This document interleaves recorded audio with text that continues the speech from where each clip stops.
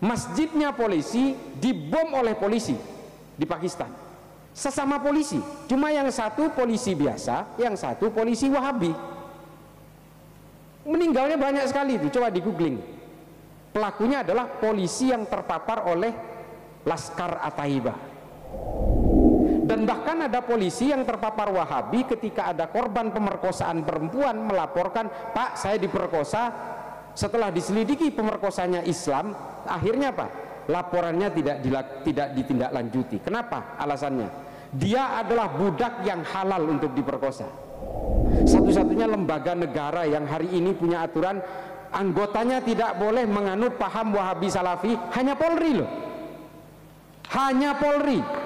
Yang lain belum ada. Belum ada, Kementerian Agama aja belum ada ini. Ini Gus Yakut ini perhatian ini.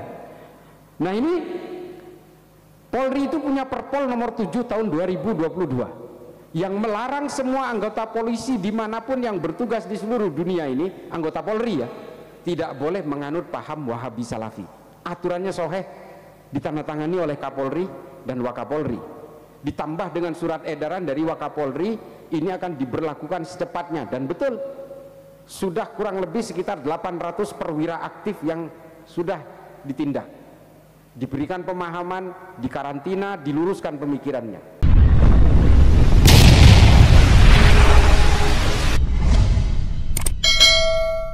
Pergerakan Wahabi di dunia pendidikan itu selalu nyasar dari kelompok-kelompok mahasiswa yang eksakta. Jadi yang terpapar dengan ajaran-ajaran ini, yang akhirnya memilih menjadi teroris, itu rata-rata alumni atau sarjana dari eksak. Makanya perakit-perakit bom yang sudah ditangkap oleh Densus itu rata-rata memang dari MIPA, ada juga yang dari kedokteran. Kemarin ada salah satu pembuat bom, namanya tidak perlu saya sebut dengan namanya, sekarang ada di Madura, tinggal di Madura karena istrinya orang Madura. Ini satu-satunya pembuat bom nitrogliserin di dalam jaringan teror, satu-satunya, dan ini adalah alumni dari MIPA. Ada satu juga tapi belum jadi dokter karena ini masih mantan mahasiswa kedokteran, yang akhirnya memang menjadi hampir berhasil melaksanakan menjadi meracuni catering untuk polisi-polisi. Ini kedokteran, jadi dia betul-betul mempelajari cara kerja racun dan sebagainya, bagaimana cara membunuh pelan dan sebagainya. Hampir, tapi sebelum melaksanakan sudah ketangkap Densus. Hari ini sudah sadar orangnya, tinggal di Brebes. Nah, kelompok-kelompok dari eksak ini kenapa menjadi sasaran utama? Karena cara bekerjanya ajaran-ajaran yang radikal seperti Wahabism dan juga yang kemudian mengarah kepada ekstremis dan terorisme ini, mereka hanya memberi dua pilihan, antara hitam atau putih, dan ini eksak banget, eksak sekali. Tidak ada alternatif lain, abu-abu atau warna-warna yang sifatnya degradatif, nggak ada. Kamu memilih hitam atau putih, dan ini eksakta. Nah ini kenapa anak-anak dari fakultas yang sifatnya keilmuan eksakta ini mudah terpapar, karena memang mereka tidak terbiasa menggunakan opsi-opsi lain. Dia selalu eksak yang dipelajari. Kamu mau jadi hitam atau putih, kamu pilih Pancasila atau pilih Al-Quran, kamu pilih Jokowi atau pilih menjadi pengagumnya Nabi Muhammad. Ini kan pilihan yang hitam dan putih meskipun tidak apple to apple.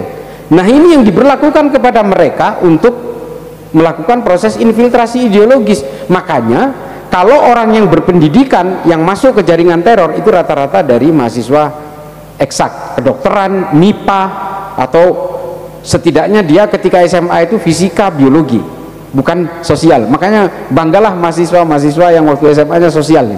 Saya sosial, sos yang kerjanya cuma nongkrong ngopi, tapi justru aman dari berbagai infiltrasi ideologi. Anak-anak yang eksak ini malah rentan, karena dia terbiasa hidupnya, disiplin keilmuannya itu terbiasa dengan hal-hal yang pasti, dengan pilihan-pilihan yang pasti. You gonna be black or you gonna be white. Nah itu aja, nggak ada pilihan lain. Tidak ada pilihan you have to be a middle path, nggak ada. Kamu harus di tengah, nggak ada. Eksak itu nggak begitu. Eksak itu kamu berada di hitam atau putih, itu aja pilihannya. Nah ini yang membuat kerentanan vulnerability Pak Dokter terhadap kalangan-kalangan mahasiswa eksakta, termasuk dokter. Makanya ketika dia menjadi dokter, dia mudah terpapar oleh ajaran ini. Oh, banyak sekarang. Saya juga ke dokter gigi, bahkan datang ke dokter gigi, saya mau implan ini, mau implan gigi saya yang udah mulai bolong gitu, biar disumpel gitu. Keluar dokternya, waduh, kok dokternya begini? Dok, sudah celananya segitu, wah jenggotnya segini, ya jenggot memang bukan ukuran, bukan indikator. Orang NU banyak kok yang celananya itu cingkrang pakai celana apa, pensil itu, celana apa, celana yang kayak umroh itu buat ihram itu banyak. Kalau kita naik haji kan banyak orang yang pakai celana waktu umroh itu di luar ihram itu kan segini cingkrang semua, iya 3/4 itu. Tapi ini benar-benar ketika masuk, oh ini Islam Barawi ya, kok dia tahu saya, kok sampean tahu saya? Oh iya, saya tahu karena ini yang selalu menyerang Salafi, saya Salafi Pak. Waduh, ini dokter ini, kalau enggak ini gusi saya bisa rompal semua. Ya akhirnya kita aja ngobrol. Ya akhirnya Pak, meskipun saya ini berlawanan pemahaman agama dengan sampean, tapi sampean tetap profesional kan terhadap gigi saya. Ya akhirnya, ya Pak, ya akhirnya saya pahamkan bahwa beragama itu tujuannya bukan mengkafirkan orang atau memusuhi orang yang berbeda, tapi semua agama itu ya berbasis kemanusiaan dan kedamaian. Kelemahan Wahabi Salafi itu adalah tidak menempatkan kemanusiaan dan kemanusiaan sebagai basis utama dalam intimasi sosial dan muamalahnya. Terus dia bilang, oh ya oke, saya sepakat kalau itu, ya udah kerjakan gigi saya. Saya kaget juga. Nah ini kan akhirnya memang akan terhubung kepada persoalan-persoalan profesionalitas. Kalau saya tidak sanggup melawan dan mengajak diskusi, Bapak ini coba bayangkan itu, bisa jadi geraham yang masih utuh dicopotin semua.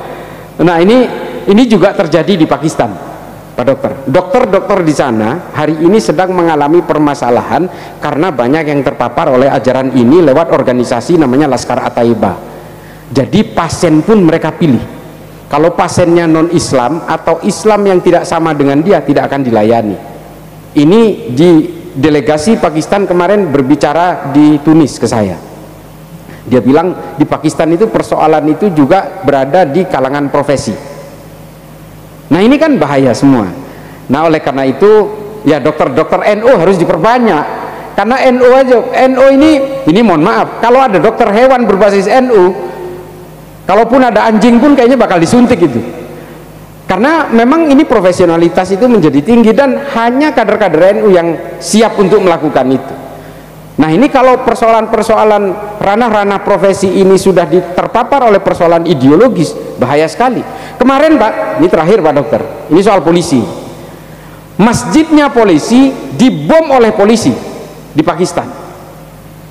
Sesama polisi, cuma yang satu polisi biasa, yang satu polisi Wahabi. Meninggalnya banyak sekali itu, coba di googling. Pelakunya adalah polisi yang terpapar oleh Laskar At-Thaibah. Dan bahkan ada polisi yang terpapar Wahabi ketika ada korban pemerkosaan perempuan melaporkan, Pak saya diperkosa, setelah diselidiki pemerkosanya Islam, akhirnya Pak laporannya tidak ditindaklanjuti. Kenapa? Alasannya dia adalah budak yang halal untuk diperkosa. Silahkan googling juga suicide and rape in Pakistan misalnya, cari beritanya ada. Nah ini kan kalau sudah persoalan-persoalan ideologis masuk ke tataran profesi memang bahaya. Nah ini gerakan-gerakan ini sebenarnya memang sudah harus menjadi pusat perhatian NU untuk memberikan pemahaman kepada kalangan profesi, termasuk polisi. Kalau polisi insya Allah kita udah bergerak, kita punya aturan Pak. Satu-satunya lembaga negara yang hari ini punya aturan, anggotanya tidak boleh menganut paham Wahabi Salafi, hanya Polri loh, hanya Polri, yang lain belum ada. Belum ada, Kementerian Agama aja belum ada ini. Ini Gus Yakut ini perhatian ini. Nah ini Polri itu punya Perpol nomor 7 tahun 2022 yang melarang semua anggota polisi dimanapun yang bertugas di seluruh dunia ini, anggota Polri ya, tidak boleh menganut paham Wahabi Salafi. Aturannya sahih, ditandatangani oleh Kapolri dan Wakapolri, ditambah dengan surat edaran dari Wakapolri, ini akan diberlakukan secepatnya. Dan betul, sudah kurang lebih sekitar 800 perwira aktif yang sudah ditindak.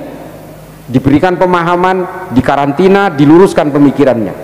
Beberapa diperiksa oleh propam, dipatsus dan sebagainya. Udah banyak, diam-diam itu. Tapi saya nggak apa-apa, saya omongin. Ini sebagai pemacu kepada teman-teman NU bahwa di Polri pun sudah mulai melakukan proses resistensi terhadap ajaran-ajaran yang justru mengajari kita kebencian dan caci maki ini, termasuk takfir dan sebagainya. Nah ini penting, teman-teman NU jangan lelah bergerak untuk melawan ini. Nanti daripada negara kita ambruk perlahan oleh pemahaman yang seperti ini, pada akhirnya kita betul-betul menghadapi sebuah revolusi besar. Nah ini yang harus kita lakukan untuk gerakan-gerakan di tengah masyarakat kita. Masa kalah sama saya yang sendirian? Saya itu diundang ke sana kemari itu bergerak sendiri loh. Sampai kemarin Gus Ali yang undang saya ini, pertama itu, Gus saya sewakan hotel, nggak perlu, saya berbiaya sendiri, saya mampu. Bisaronya, bisaro lagi, hotel aja nggak mau, malah amplop. Saya itu kemana-mana nggak pernah mau nerima amplop, Pak. Mohon maaf ini. Wallahi demi NU. Wallahi, saya ulang-ulang ini. Bahkan kami bantu kalau yang ada ini itu pesantren. Kecuali PCNU Demak ini. Udah habis duit saya. Nah ini teman-teman, mohon gerakan ini pakai untuk menginfluen 1-2 orang lingkungan terdekat sampai lingkungan terbesar. Kalau nggak begitu, kita tidak bisa, competitiveness kita terhadap peradaban manusia kita akan ketinggalan. Jadi begitu ya, mudah-mudahan ini bisa menjadi maslahat bagi kita semua.